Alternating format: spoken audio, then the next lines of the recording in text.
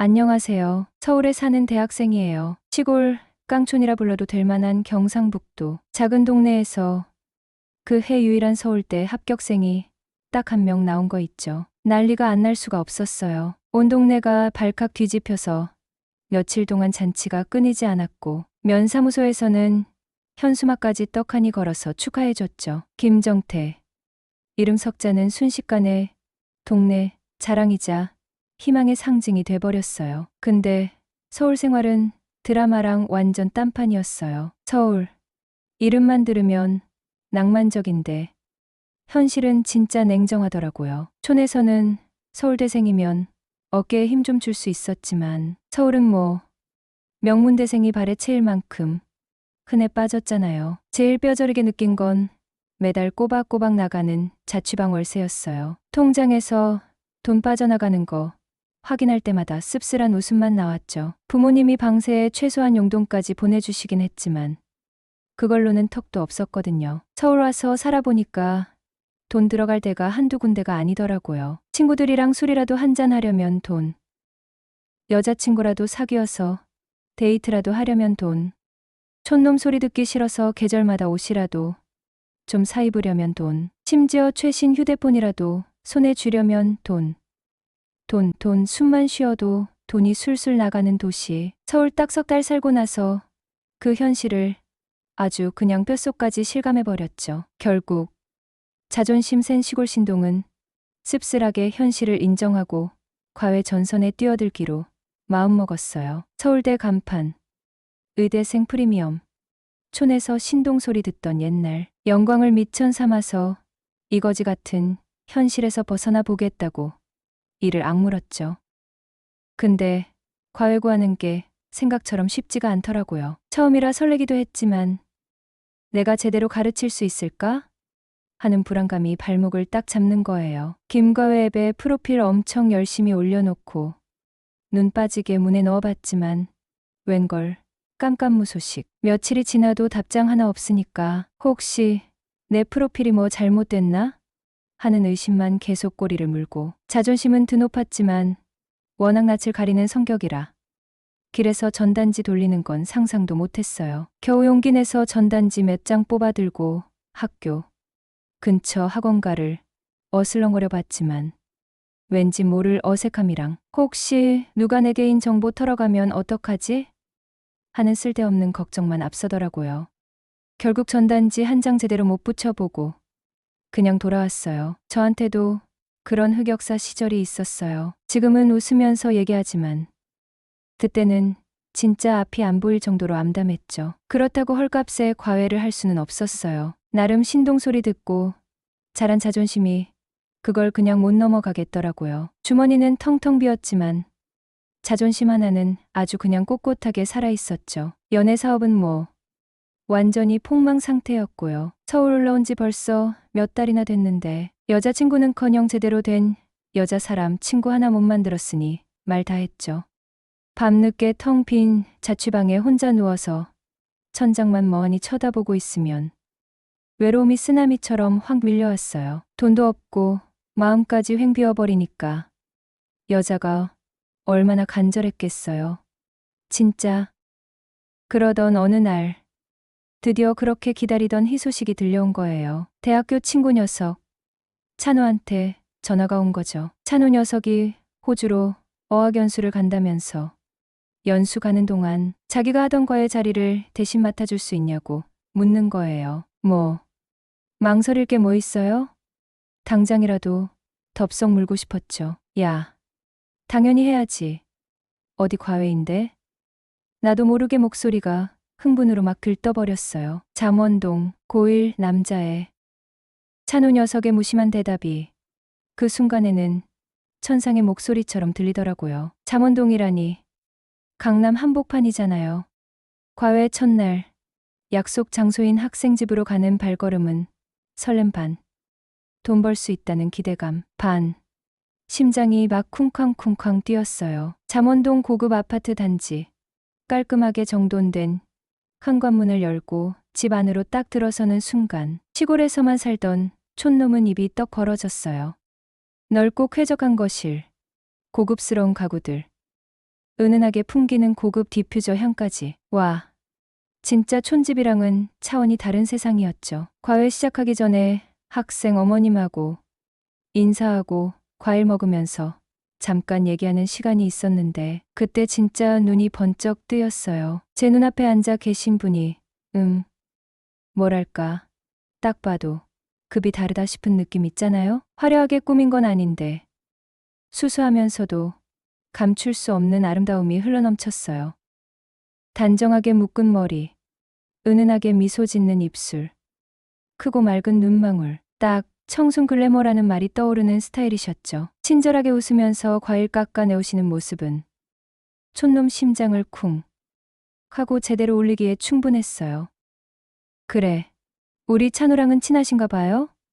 어머님이 먼저 말문을 여셨어요. 우리 찬우라니 단순히 과외 선생님이랑 학부모 관계는 아닌 것 같았죠. 네, 친해요. 근데 찬우랑은 어떤 사이세요? 조심스럽게 여쭤봤어요. 어머, 몰랐어요? 저 찬우 막내 이모예요. 네? 막내 이모라고요? 순간 머릿속이 하얘졌어요. 아, 그러셨구나. 찬우 녀석이 일부러 나 놀래주려고 말을 안 했나 싶더라고요.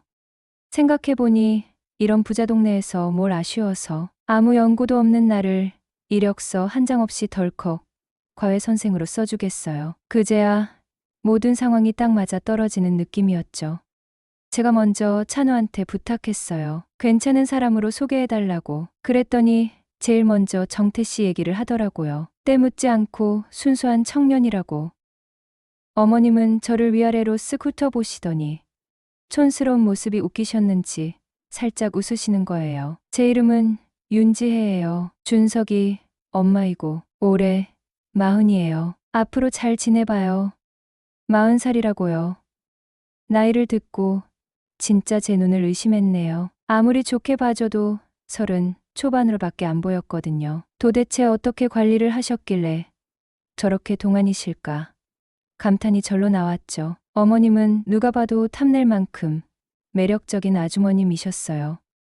과외를 시작한 지 2달쯤 지났을 때 일상의 작은 변화가 찾아왔어요. 준석이가 수학 시험에서 좋은 성적을 받은 날이었죠. 과외가 끝나고 가방을 챙기는데 그녀가 조심스럽게 다가오셨어요. 정태 씨, 시간 괜찮으시면 차 한잔하고 가실래요? 준석이 성적이 많이 올라서 감사 인사를 드리고 싶어서요. 처음엔 어색했지만 거절할 이유가 없었죠. 준석이는 친구 집에 놀러 간다고 했고 거실로 자리를 옮겨 그녀가 직접 내려주신 커피를 마시며 대화를 나눴어요. 정태 씨는 시골에서 어떻게 공부하셨어요?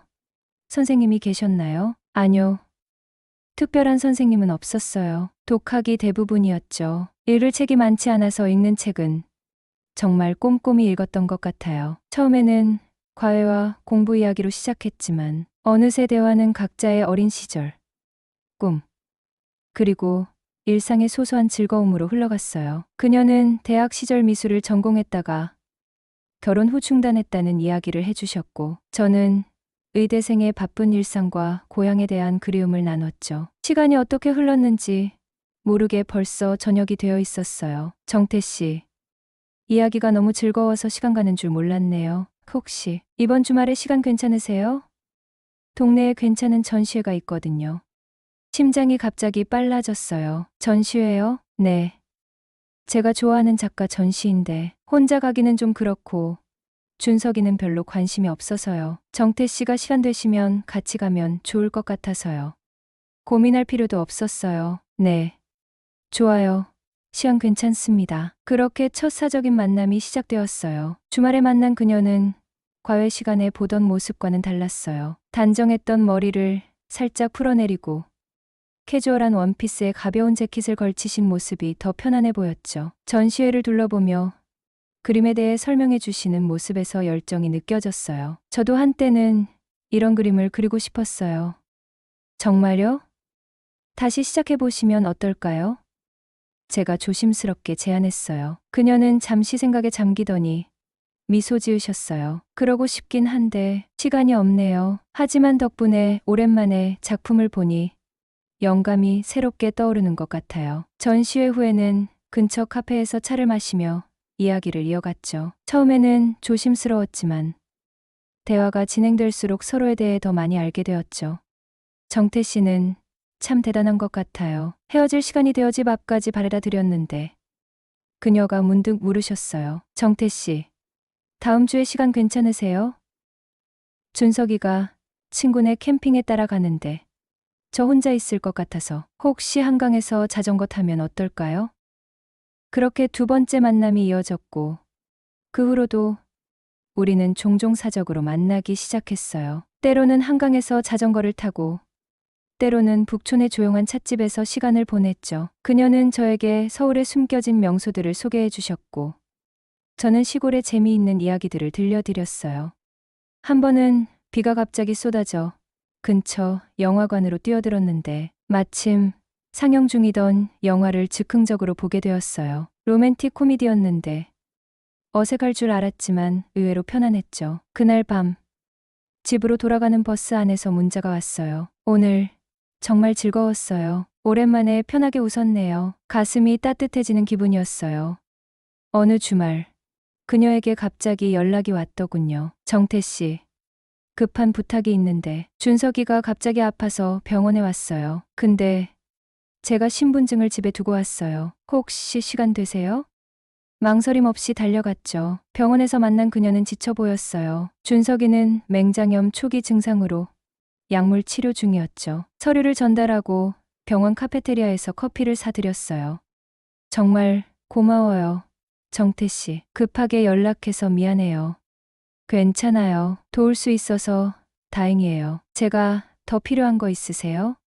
그날 밤늦게까지 병원에서 함께 있었어요. 준석이가 잠든 사이 그녀와 병원 복도를 걸으며 이야기를 나눴죠. 그때 처음으로 제 손을 꼭 잡으셨어요. 정말 고마워요. 혼자였으면 정말 힘들었을 거예요. 그 순간 우리의 관계가 단순한 학부모와 과외 선생님을 넘어섰다는 걸 느꼈어요. 서로에게 의지할 수 있는 특별한 사람이 되어가고 있었죠. 준석이가 퇴원한 후 그녀가 저희 자취방으로 직접 음식을 가져오셨어요. 좁고 허름한 방이 부끄러웠지만 그녀는 전혀 개의치 않으셨죠. 정태 씨 방이 생각보다 훨씬 깔끔하네요. 역시 시골에서 자란 사람은 달라요. 그날 그녀가 해주신 된장찌개는 어머니의 맛과 달랐지만 또 다른 의미로 특별했어요. 그렇게 우리는 서로의 삶에 조금씩 더 깊이 들어가기 시작했어요. 단순한 과외 관계에서 시작해 특별한 친구가 되어가는 과정이 때로는 어색하고 때로는 설레고 때로는 두렵기도 했지만 무엇보다 따뜻했죠. 넉 달쯤 지났을 때였어요. 비가 내리는 금요일. 과외가 평소보다 조금 일찍 끝났죠. 준석이 친구와의 약속이 있다며 서둘러 나간 후 지혜 씨는 평소와 달리 와인 두 잔을 내왔어요. 창밖으로는 봄비가 내리고 있었고 거실의 은은한 조명이 비해 젖은 창문에 반사되어 몽환적인 분위기를 만들어냈죠. 오늘은 좀 특별한 날이에요. 제 생일이거든요. 순간 당황했죠. 생일을 나랑 보내려고 하나? 그리고 선물을 준비하지 못했다는 사실이 미안했죠. 축하드려요. 미리 알았더라면 선물이라도 준비했을 텐데. 정태는 어색하게 웃으며 말했네요. 괜찮아요. 정태 씨가 와인 한 잔 함께 해주는 것만으로도 충분한 선물이에요. 지혜의 목소리에는 평소보다 더 많은 감정이 담겨 있었죠. 정태는 처음으로 그녀에게서 약한 모습을 보는 것 같았어요. 항상 단정하고 우아했던 그녀가 오늘은 어딘가 외로워 보였거든요. 준석은 일찍 친구들과 만나러 나갔고 거실에는 정태와 지혜 둘만 남았어요. 부드러운 클래식 음악이 배경으로 흐르고 은은한 조명이 두 사람을 감싸고 있었죠. 창밖으로 내리는 빗소리가 두 사람 사이의 적막을 채웠답니다. 혼자 생일 보내는 건 처음이에요. 지혜가 와인잔을 들며 말했죠. 혼자라뇨? 준석이도 있고 저도 있잖아요. 정태가 자신의 와인잔을 들어 그녀의 잔에 가볍게 부딪혔어요. 와인잔이 부딪히는 소리가 그의 심장 소리처럼 크게 들렸네요. 지혜는 씁쓸한 미소를 지었죠. 그 미소에 정태의 마음이 저렸어요. 평소에 밝고 자신감 넘치는 모습이 아니었으니까요. 남편은 또 못 오네요. 이번엔 베트남에서 새 매장 오픈 준비 때문이래요. 정태는 처음으로 지혜의 남편에 대한 이야기를 듣게 되었어요. 그녀의 목소리에서 외로움이 묻어났죠. 그동안 그녀의 남편이 어떤 사람인지 궁금했었는데 이렇게 듣게 될 줄은 몰랐네요. 사업을 하시나 보네요. 정태는 조심스럽게 물었죠. 이런 개인적인 이야기를 나눠도 되는 건지 확신이 없었어요. 하지만 지혜는 이야기하고 싶어 하는 눈치였답니다. 네. K푸드와 미용용품을 수출하는 일을 해요. 최근에는 한류 열풍으로 필리핀에도 진출했죠. 현지 법인도 설립해서 거의 상주하다시피 해요.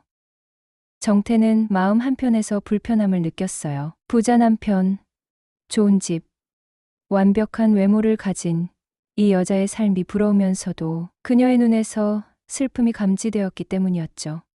겉으로는 완벽해 보이는 그녀의 삶 이면에 무언가 채워지지 않는 빈자리가 있다는 것이 느껴졌네요. 오래 떨어져 지내시기 힘들겠네요. 정태는 진심으로 말했죠. 자신이 그런 상황이었다면 어땠을지 상상해봤어요. 이렇게 아름다운 아내를 두고 어떻게 오랫동안 떨어져 지낼 수 있을까? 이해가 되지 않았답니다. 지혜는 와인을 한 모금 마시고 나서야 대답했어요. 그녀의 립스틱 자국이 와인잔에 선명하게 남았네요. 처음엔 괜찮았어요. 돈을 많이 벌어오니까요. 하지만 이제는 한 달에 한 번, 길면 석 달에 한 번 얼굴 보기도 힘들어요. 그녀의 목소리에는 체념이 묻어 있었죠. 정태는 그녀에게 위로의 말을 건네고 싶었지만 무슨 말을 해야 할지 알 수 없었어요. 그저 그녀의 말에 귀 기울이며 공감의 표정을 지었답니다. 와인 몇 잔이 더 오가고 대화는 점점 더 깊어졌어요. 정태는 자신의 시골 생활과 서울 생활의 차이, 그리고 처음 서울에 와서 느꼈던 문화 충격에 대해 이야기했죠. 평소라면 부끄러워서 말하지 못했을 이야기들이 술기운에 편하게 흘러나왔네요. 지혜는 그의 이야기에 귀 기울이며 진심으로 웃었답니다. 그녀의 웃음소리가 마치 음악처럼 정태의 귀에 울렸어요. 정태 씨는 정말 순수해요. 그게 매력적이에요. 와인의 효과인지 지혜의 눈빛이 점점 더 깊어졌죠. 지혜의 말에 정태는 고개를 들어 그녀의 눈을 바라보았어요. 그녀의 눈에는 진심이 담겨 있었죠. 처음으로 누군가가 그의 촌스러움을 단점이 아닌 매력으로 봐주는 것 같아 가슴이 따뜻해졌답니다. 정말요? 대부분 사람들은 제가 세련되지 못하다고 생각할 텐데 정태는 조심스럽게 물었네요. 세련됨이 전부는 아니죠. 이 도시에는 정태 씨 같은 순수한 마음을 가진 사람이 점점 줄어들고 있어요. 다들 너무 계산적이고 자기 이익만 챙기죠. 지혜의 말에 정태는 자신감이 생겼어요. 서울에서의 첫 몇 달 동안 늘 자신이 부족하다고, 촌스럽다고 생각해왔는데 이렇게 자신의 배경을 긍정적으로 봐주는 사람이 있다니 기뻤던 거예요. 대화가 이어질수록 두 사람 사이의 거리는 점점 좁혀졌죠. 처음에는 소파 양쪽 끝에 앉아있던 그들이 어느새 나란히 앉아 있었어요. 정태는 지혜의 향수 냄새와 그녀의 체온을 느낄 수 있었죠. 그녀가 머리를 넘길 때마다 은은한 샴푸 향기가 그의 코끝을 스쳐갔답니다. 사실 지혜가 한참 침묵 후에 말을 꺼냈어요. 그녀의 목소리는 낮고 조용했죠. 남편이 한국에 들어와도 별로 달라지는 게 없어요. 정태는 질문을 하고 싶었지만 적절한 말을 찾지 못했어요. 그저 그녀의 눈을 바라보며 계속해서 말할 수 있도록 기다렸죠. 처음엔 사업 때문에 어쩔 수 없다고 생각했어요. 하지만 이제는 알아요. 그쪽에 다른 여자가 있다는 걸. 정태의 눈이 커졌어요. 지혜의 고백에 그는 놀라움을 감추지 못했죠. 겉으로 보기에 완벽해 보이는 그녀의 결혼 생활이 실제로는 그렇지 않다는 사실에 충격을 받았네요. 베트남에서 만난 여자들이에요. 거의 20살 가까이 차이 나는 어린 여자들. 소문이 들려오더라고요. 지혜의 목소리는 담담했지만 그 속에 깊은 상처가 있음을 정태는 느낄 수 있었어요. 그녀가 이렇게 아픈 비밀을 자신에게 털어놓는다는 것이 정태에게는 특별하게 느껴졌죠. 하지만 동시에 무거운 책임감도 느꼈답니다. 와인잔을 비우고 다시 채우길 반복하며 지혜는 점점 더 많은 비밀을 털어놓았어요. 남편이 한국에 돌아와도 그저 형식적인 부부관계만 유지한다는 것. 몸과 마음이 모두 멀어져 이제는 이름만 부부인 상태라는 것까지. 미안해요. 정태 씨, 이런 얘기를 왜 하는지 모르겠네요. 지혜가 갑자기 정신을 차리며 말했죠. 그녀의 눈에는 부끄러움이 서려 있었어요. 아니에요. 말씀하고 싶으신 거 다 말씀하셔도 돼요. 정태는 진심으로 대답했죠. 그녀가 편안하게 자신의 이야기를 할 수 있도록 해주고 싶었던 거예요. 지혜의 눈에 눈물이 고였어요. 너무 외로워요. 요즘에는. 그녀의 눈물에 정태는 본능적으로 손을 뻗어 그녀의 손을 잡았답니다. 처음으로 그녀의 손을 만지는 순간 가슴 속에서 전류가 흐르는 듯한 느낌이 들었어요. 차가운 느낌에 그녀의 손이 정태의 손 안에서 점점 따뜻해졌죠. 그 순간 정태는 그녀를 보호하고 싶다는 강한 욕구를 느꼈네요. 한 번은 너무 외로워서 지혜가 말을 망설였어요. 사실 호빠에 간 적이 있어요. 얼마 전에. 정태는 놀랐지만 아무 말도 하지 않았죠. 그저 그녀의 손을 더 단단히 잡아주었네요. 강남의 완벽한 주부 같던 그녀가 호빠에 갔다는 사실이 의외였지만 어떤 판단도 하고 싶지 않았어요. 그저 그녀의 외로움이 얼마나 깊었을지 상상하며 마음이 아팠답니다. 23살 남자애와 밤을 새워 놀았어요. 술도 마시고 노래도 부르고. 지혜가 말을 이었죠. 그녀의 목소리는 이제 속삭임처럼 작아졌어요. 근데 이상한 게 있었어요. 그 사람과 함께 있는데도 계속 정태 씨 생각이 나는 거예요. 정태는 심장이 멈추는 듯한 느낌을 받았어요. 그녀의 말에 자신이 제대로 들은 것인지 의심스러웠죠. 지혜가 자신을 생각했다니. 정태는 머릿속이 하얘지는 느낌이었네요.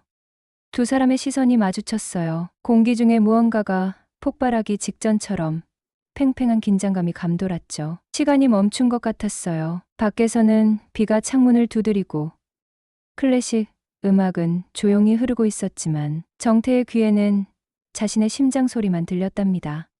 지혜 씨, 정태가 목소리를 낮추어 불렀어요. 그의 목소리는 떨리고 있었죠. 그 순간 지혜가 몸을 기울여 정태의 입술에 자신의 입술을 가져다 댔네요. 부드럽고 달콤한 키스였어요.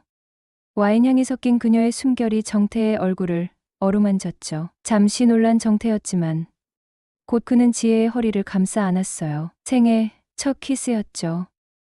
그의 몸은 본능적으로 반응했고 마음은 행복감으로 가득 찼네요. 시간이 멈춘 듯한 영원처럼 느껴지는 순간이었어요. 키스가 끝나고 두 사람은 서로를 바라보았죠. 지혜의 눈에는 욕망과 불안이 섞여 있었어요. 정태는 자신의 심장이 너무 빨리 뛰어 그녀도 들을 수 있을까 걱정되었답니다. 미안해요.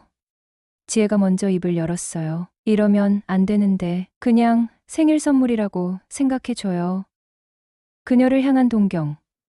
그리고 그녀의 외로움을 채워주고 싶은 마음까지. 그렇게 두 사람은 밤늦게까지 이야기를 나누었답니다. 정태는 자신의 꿈과 고민을, 지혜는 자신의 외로움과 상처를 조금씩 나누었죠. 그들 사이에는 이미 돌이킬 수 없는 무언가가 시작되고 있었던 거예요.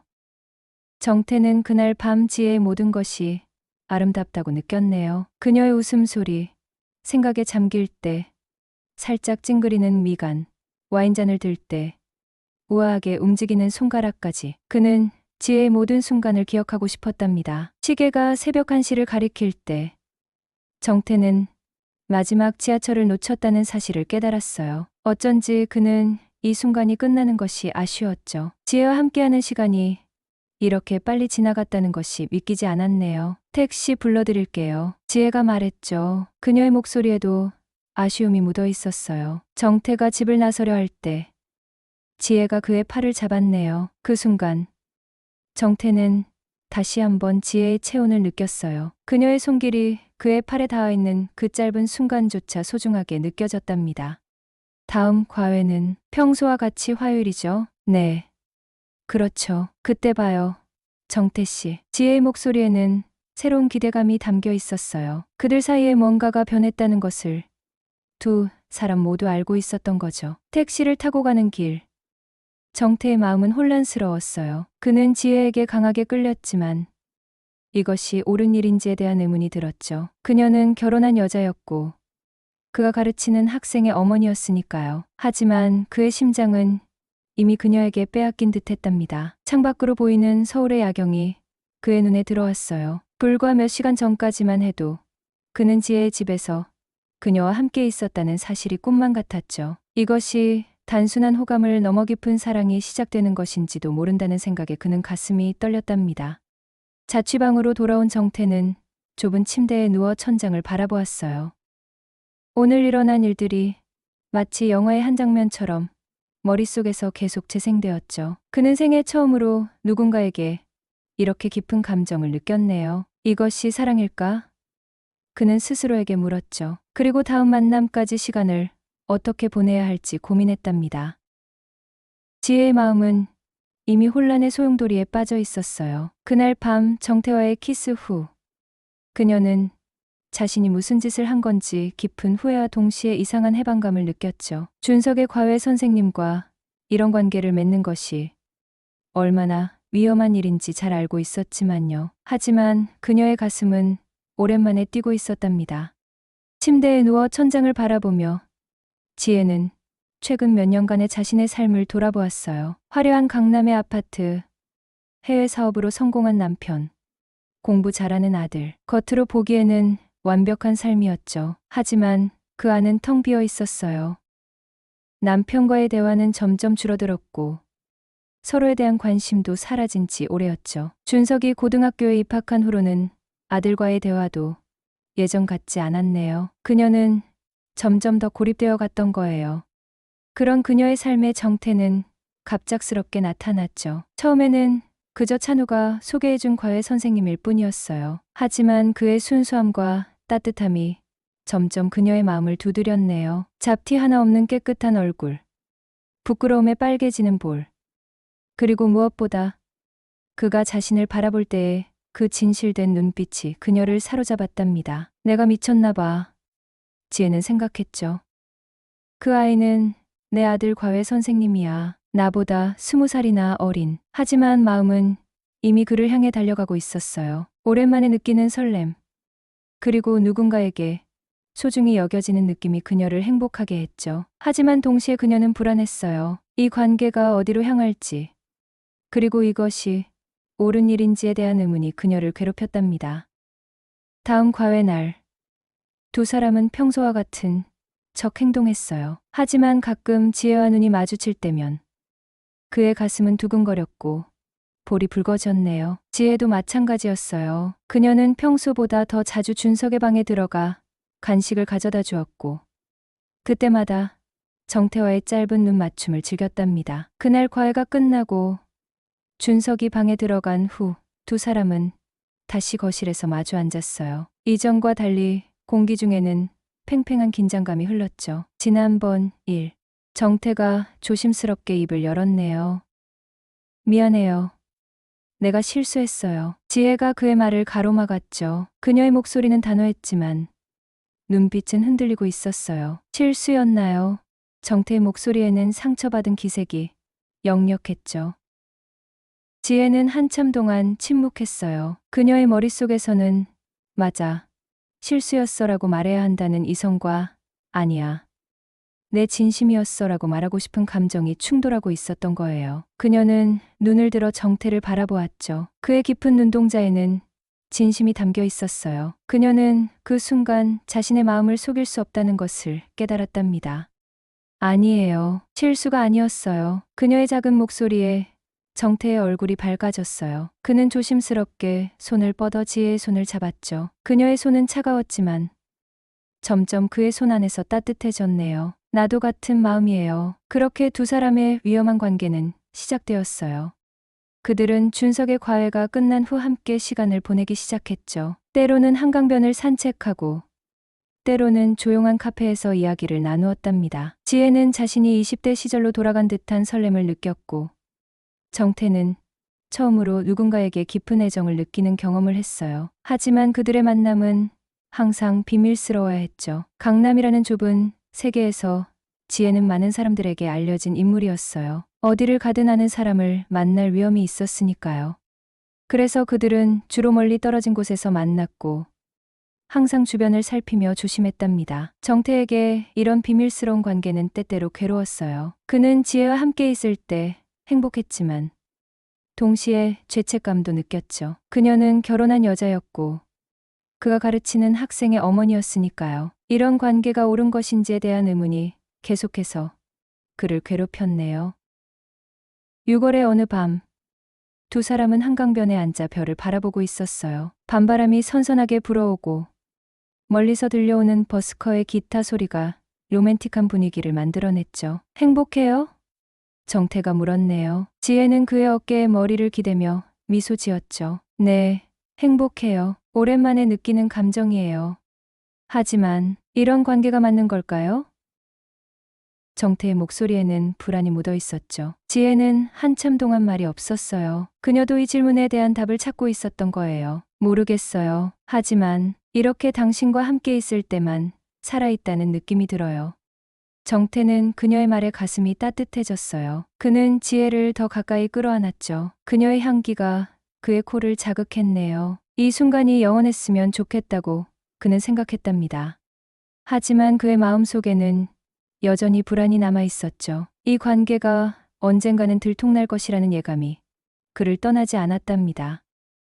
여름방학이 시작되고 준석은 영어 캠프를 위해 한 달간 미국으로 떠났어요. 지혜의 남편은 여전히 해외에 있었죠. 이제 두 사람은 더 자유롭게 만날 수 있게 되었네요. 정태는 처음으로 지혜의 집에서 밤을 보냈답니다. 넓은 침대, 고급스러운 침구, 은은한 조명, 모든 것이 그에게는 새로운 경험이었어요. 그는 지혜의 품 안에서 행복을 느꼈죠. 그녀의 부드러운 피부, 달콤한 향기, 그리고 그를 바라보는 깊은 눈빛이 그를 사로잡았네요. 하지만 그날 밤, 정태는 잠에서 깨어 천장을 바라보며 생각에 잠겼어요. 그는 자신이 과연 지혜에게 충분한 사람인지 의문이 들었죠. 그녀는 모든 면에서 완벽한 여성이었으니까요. 세련된 취향, 넓은 지식, 그리고 경제적 여유까지. 반면 자신은 아직 학생에 불과했고 가진 것이라곤 젊음과 순수함 뿐이었네요. 이런 관계가 얼마나 지속될 수 있을지 그는 의문스러웠던 거예요. 잠이 안 와요? 지혜가 눈을 뜨며 물었죠. 정태는 미소 지으며 고개를 저었어요. 그냥 생각이 많아서요. 무슨 생각? 지혜는 그의 가슴에 손을 얹으며 물었네요. 우리가 얼마나 갈 수 있을까요? 정태의 목소리는 작았지만 그 질문의 무게는 무거웠어요. 지혜는 한숨을 내쉬었죠. 그녀도 이 질문에 대한 답을 알지 못했네요. 모르겠어요. 하지만 지금 이 순간이 소중해요. 내게는. 정태는 그녀의 말에 고개를 끄덕였어요. 그는 지혜를 더 가까이 끌어안았죠. 미래는 불확실했지만 적어도 지금 이 순간만큼은 행복했으니까요. 그는 그녀의 체온을 느끼며 다시 잠에 빠져들었답니다. 그렇게 한 달이 지났어요. 두 사람은 거의 매일을 함께 보냈죠. 때로는 지혜의 집에서, 때로는 서울, 외곽의 조용한 펜션에서 그들은 서로에게 더 깊이 빠져들었네요. 정태는 지혜에게서 생애 처음으로 느끼는 깊은 사랑을 경험했고, 지혜는 오랜만에 누군가에게 사랑받는 기쁨을 느꼈어요. 하지만 모든 꿈은 깨어나는 순간이 오기 마련이죠. 준석이 미국에서 돌아오기 전날, 정태와 지혜는 마지막으로 함께 시간을 보내고 있었어요. 지혜의 집 거실에서 그들은 와인을 마시며 이야기를 나누고 있었죠. 그때 갑자기 현관문이 열리는 소리가 들렸네요. 누구지? 지혜의 얼굴이 창백해졌어요. 준석은 내일 오기로 되어 있었고 남편은 이번 주에 돌아올 예정이 없었으니까요. 정태도 놀라서 자리에서 벌떡 일어났죠. 그의 심장이 빠르게 뛰기 시작했어요. 여보, 나왔어. 현관에서 들려오는 목소리. 지혜의 남편이었어요. 지혜의 얼굴이 백지장처럼 하얗게 변했죠. 정태는 어찌할 바를 몰라 당황했어요. 도망갈 곳도 없었네요. 이미 늦었죠. 거실로 들어서는 중년 남성의 모습이 보였어요. 키가 크고 체격이 좋았으며 고급스러운 정장을 입고 있었죠. 그는 거실에 있는 정태를 보고 의아한 표정을 지었네요. 누구지? 지혜의 남편이 의아한 목소리로 물었죠. 그의 시선이 정태와 지혜 사이를 오갔어요. 테이블 위에 놓인 와인 병과 두 개의 잔, 그리고 촛불까지. 상황은 명백했네요. 여보, 오늘 올 줄 몰랐는데. 지혜의 목소리가 떨렸어요. 베트남 일이 예상보다 일찍 끝나서 그의 목소리는 차가웠죠. 그는 정태를 향해 걸어왔어요. 이 사람은 누구지? 정태는 심장이 터질 것 같았어요. 그는 자신의 얼굴이 벌겋게 달아오르는 것을 느꼈죠. 손바닥에 진땀이 흘렀네요. 하지만 그는 최대한 침착하게 대답하려 노력했어요. 안녕하세요. 저는 준석이 과외 선생님입니다. 지혜의 남편. 최재우는 여전히 의심스러운 눈으로 정태를 바라보았어요. 과외 선생님이 이 시간에 여기서 뭘 하는 거지? 침묵이 내려앉았죠.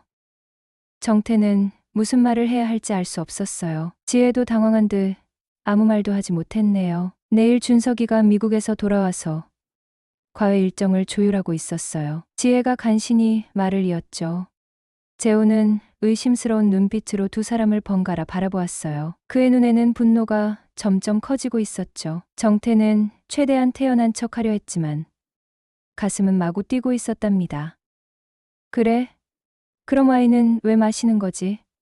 재훈의 목소리에는 비아냥이 섞여 있었네요. 지혜는 더 이상 변명할 말을 찾지 못했어요. 정태는 이 상황을 어떻게든 모면해야 한다고 생각했죠. 그는 조심스럽게 말했어요. 제가 이만 가보겠습니다. 내일 준석이 도착하면 연락 주세요. 정태는 일어서서 현관으로 향했어요. 그의 다리는 후들거렸지만 최대한 침착하게 걸으려 노력했죠.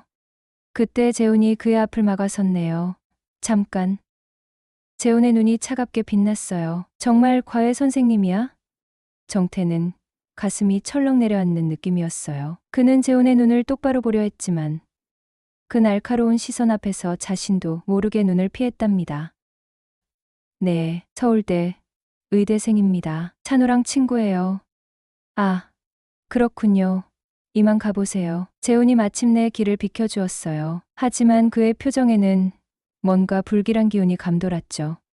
정태는 지혜를 마지막으로 한번 바라본 후 서둘러 아파트를 나왔어요. 엘리베이터 안에서 그는 자신의 심장이 잊힌 듯이 뛰는 것을 느꼈죠. 이제 어떻게 해야 할지, 지혜는 괜찮을지, 온갖 생각들이 그의 머릿속을 스쳐 지나갔네요. 아파트를 나와 한참을 걸었을 때 그의 핸드폰이 울렸어요. 지혜였죠. 정태는 떨리는 손으로 전화를 받았네요. 지혜 씨, 괜찮아요? 무슨 일 있었어요? 전화기 너머로 지혜의 흐느끼는 소리가 들렸어요. 미안해요. 정태 씨, 더 이상 만날 수 없을 것 같아요. 정태의 가슴이 무너져 내렸죠. 무슨 말이에요? 무슨 일이 있었어요? 남편이 다 알아버렸어요. 우리 관계를. 그리고 지혜의 목소리가 떨렸네요. 준석이 과외도 그만두게 할 거래요. 정태는 아무 말도 할 수 없었어요. 그의 세계가 무너지는 것 같았죠. 이제 더 이상 지혜를 만날 수 없다니. 그리고 준석의 과외마저. 정태 씨, 당신이 정말 좋았어요. 하지만 이건 처음부터 잘못된 거였어요. 지혜의 목소리는 점점 작아졌네요. 이제 안녕. 전화가 끊겼어요.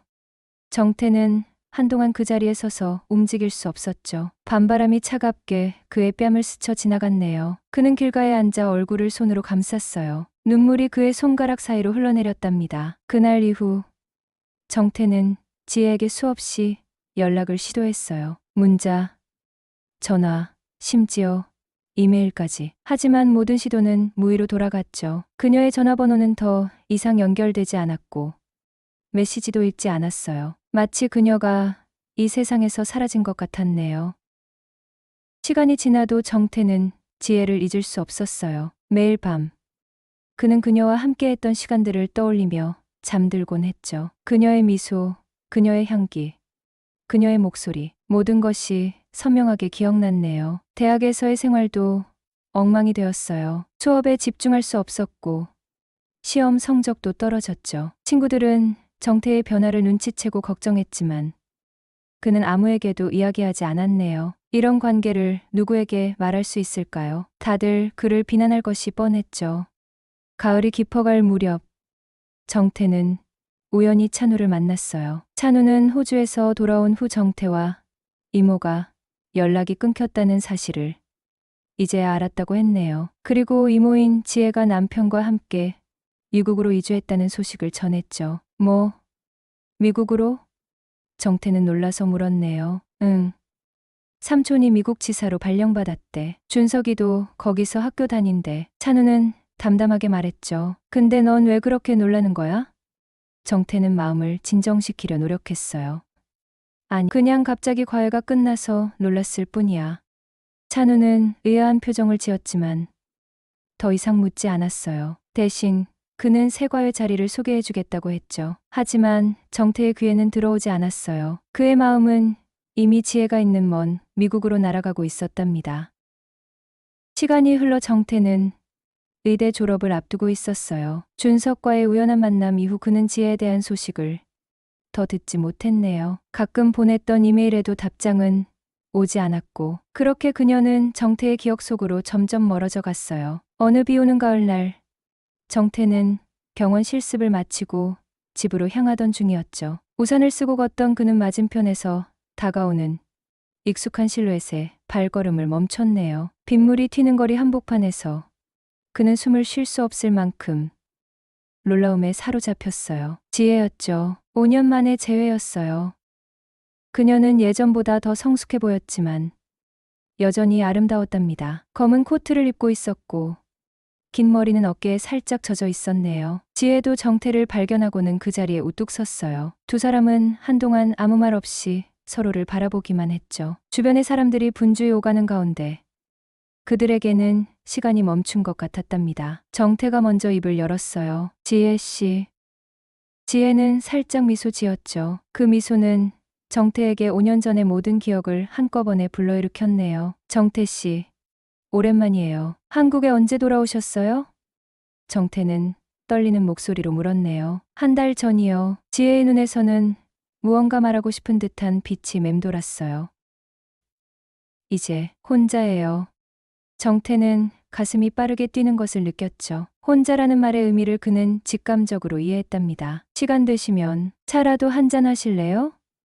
비는 계속 내리고 있었지만 두 사람의 마음은 이미 맑게 갠 지 오래였어요. 카페에 앉아 지혜는 지난 5년간의 이야기를 들려주었어요. 미국으로 건너간 후 그녀의 결혼 생활은 더욱 악화되었다고 했죠. 남편의 일방적인 결정들, 소통의 부재, 그리고 무엇보다 그녀를 한 인간으로 존중하지 않는 태도가 결국 그들의 결혼을 끝냈네요. 준석은 이제 대학생이 되어 미국에 남았고 그녀는 새 출발을 위해 한국으로 돌아왔답니다.